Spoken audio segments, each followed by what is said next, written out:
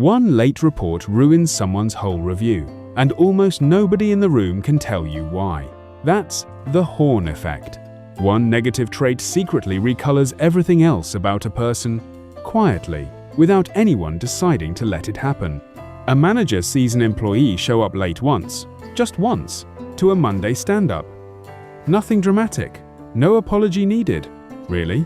But from that morning forward, every project that person touches looks a little sloppier in the manager's mind, even when literally nothing else about the work changed.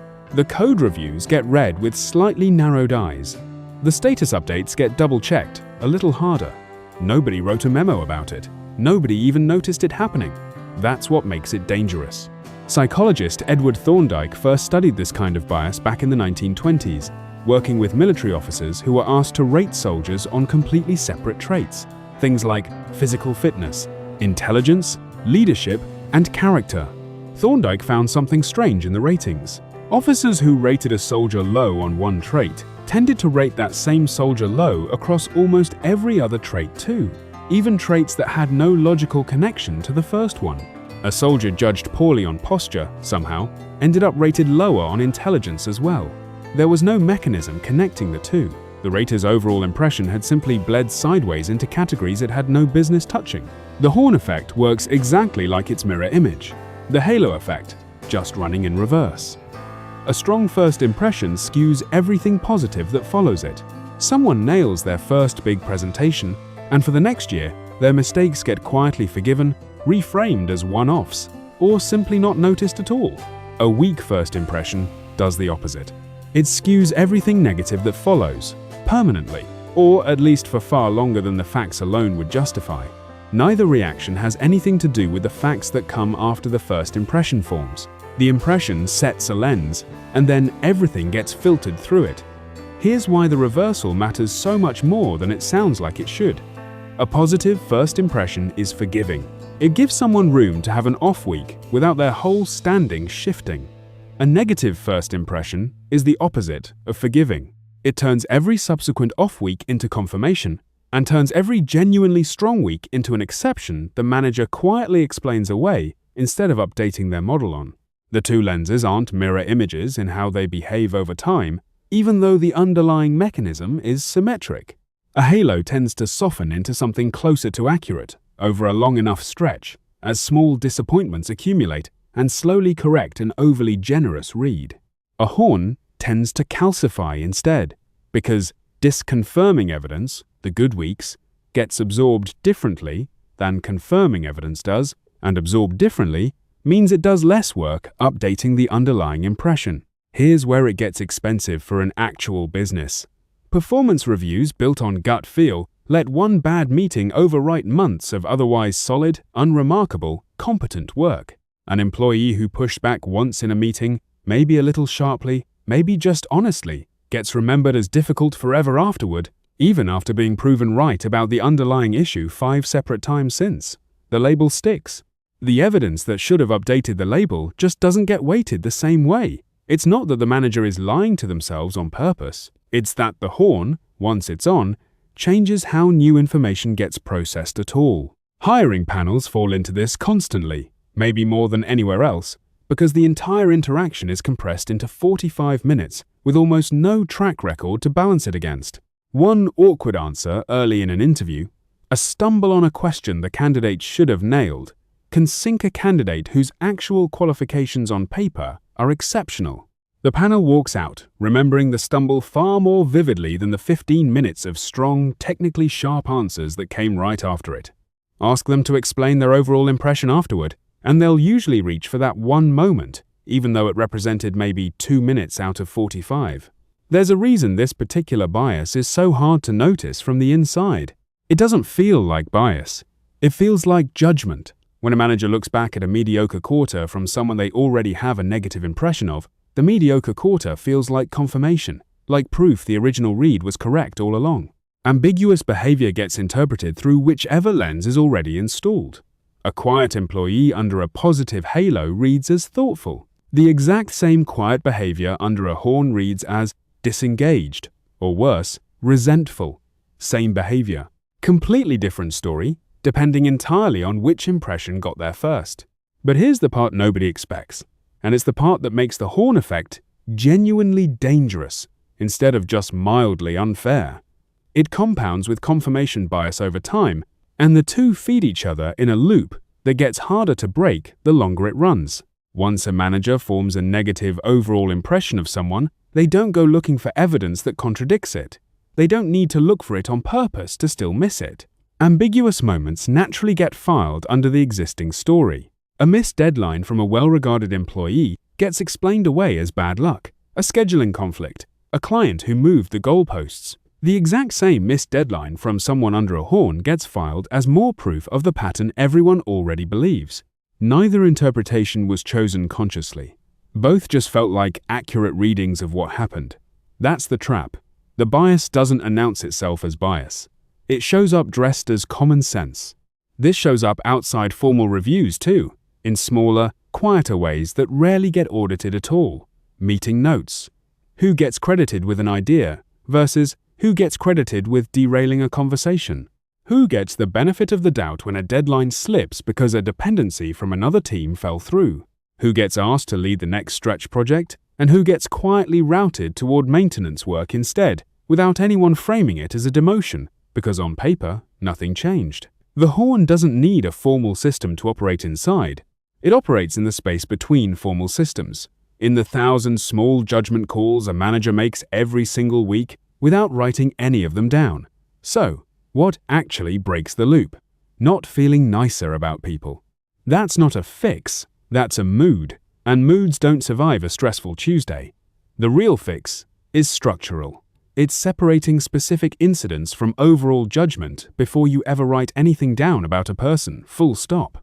Rate each project or behavior on its own evidence, not on the general impression the person left sitting in your head from 6 weeks ago. If you're evaluating a piece of work, evaluate that piece of work against a defined standard, not against your running narrative about the person who produced it. This sounds almost too simple to matter, and that's exactly why most managers skip it.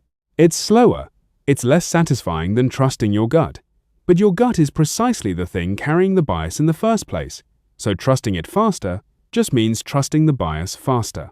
There's also a subtler version of the horn effect that operates through language rather than through a single incident, and it's worth naming because it's almost invisible from the inside. Once a negative impression forms, the words a manager reaches for to describe the exact same behavior quietly shift too.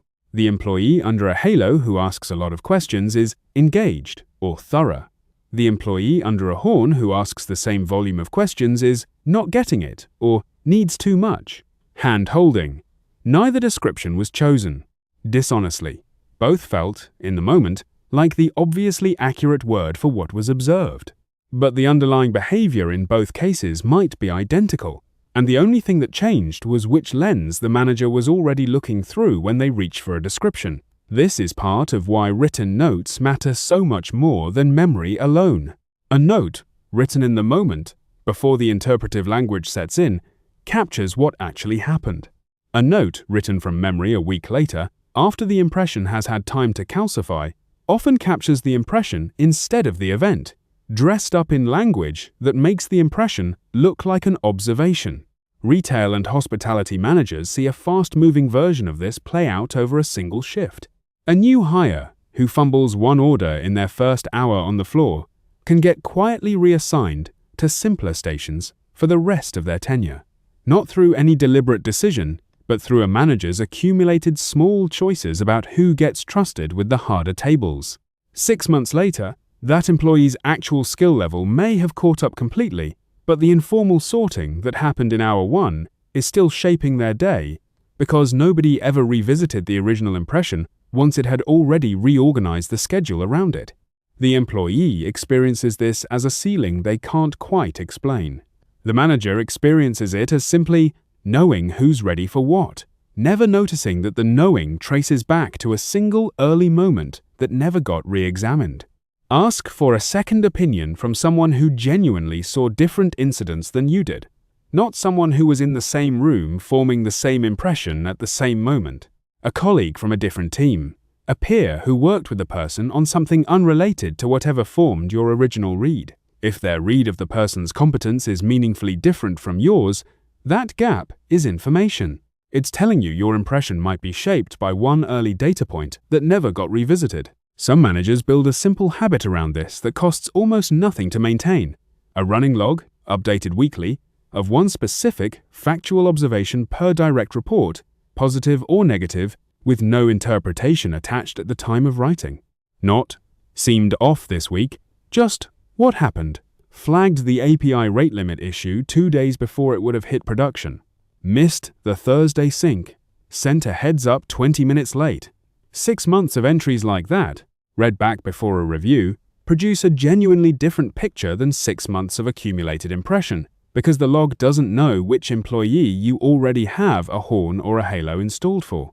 It just has the facts, in order, waiting to be weighed fairly, instead of remembered selectively. Write down concrete examples before forming an overall rating, not after the rating already exists in your head looking for justification. This ordering matters more than it sounds like it should. Once you've already decided someone is a 4 out of 5, or a strong performer, or a problem, your brain will happily go find supporting examples for whichever label came first. Force the evidence gathering to happen before the label. Note specific incidents, as they happen, in the moment, without a verdict attached yet. Let the pattern, if there really is one, emerge from the notes, instead of being imposed onto them after the fact. The bias runs on vague impressions. It needs fog to survive. Specific facts starve it almost immediately, because a specific fact is either true or it isn't, and it doesn't bend to fit a pre-existing story the way a vague feeling does. Seemed sloppy lately is horn effect fuel. Missed 2 of 6 deadlines this quarter, both flagged in advance as at risk, is just a fact you can actually evaluate on its own terms, separate from whatever mental shorthand you'd otherwise reach for. Teachers deal with a version of this that most managers would instantly recognize if they thought about their own school years for a moment. A student who stumbles on the first assignment of a semester often gets read differently for the rest of the term than a student who happens to nail the first one, even when their actual grades converge by midterm. The teacher isn't cruel or careless.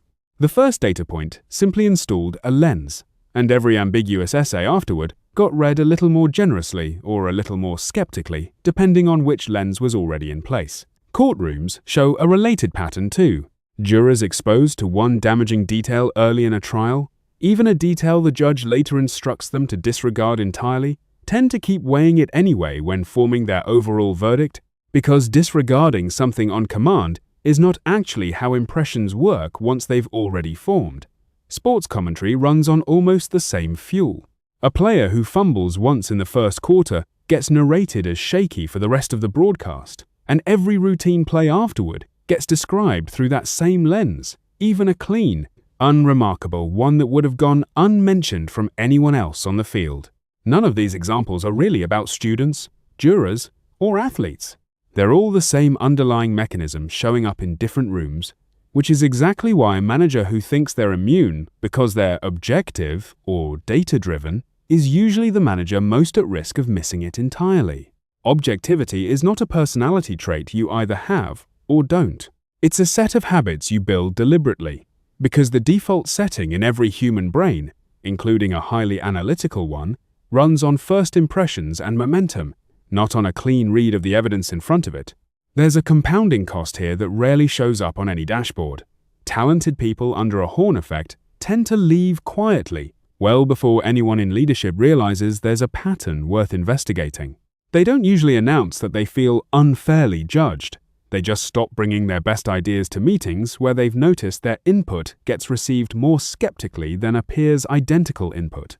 They interview elsewhere, take the offer, and the exit interview gets chalked up to compensation or a better opportunity, when the actual driver was a manager who formed an early impression 18 months ago and never fully updated it.